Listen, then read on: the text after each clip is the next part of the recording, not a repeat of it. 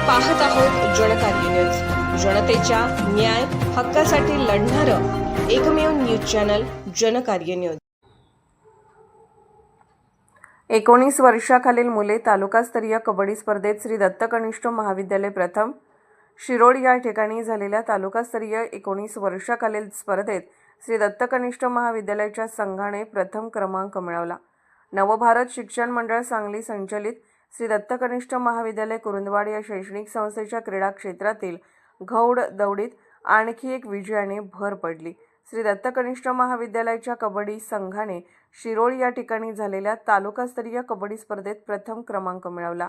या विजयी संघाला महाविद्यालयाचे प्राचार्य माननीय श्री आर.जे. पाटील यांनी शुभेच्छा दिल्या। महाविद्यालयातील खेळाडू अतिशय सुंदर रीतीने क्रीडा क्षेत्रात वाटचाल करताना दिसत आहेत। अनेक क्रीडा स्पर्धांमध्ये श्री दत्त कनिष्ठ महाविद्यालयाच्या खेळाडूंनी नाविन्यपूर्ण यश मिळवले आहे। श्री दत्त कनिष्ठ महाविद्यालय परिसरातील मोठा नावलौकिक असलेले महाविद्यालय आहे। प्रशस्त क्रीडांगण असणाऱ्या या महाविद्यालयाच्या खेळाडूंना फायदा होताना दिसून आला।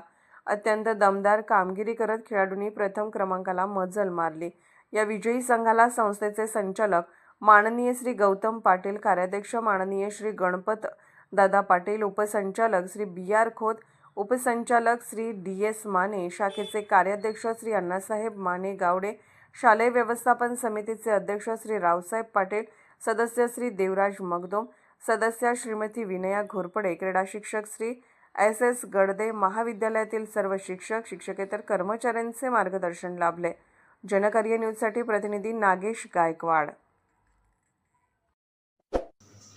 जनकार्य न्यूजला लाईक करा, शेअर करा आणि सबस्क्राईब करा।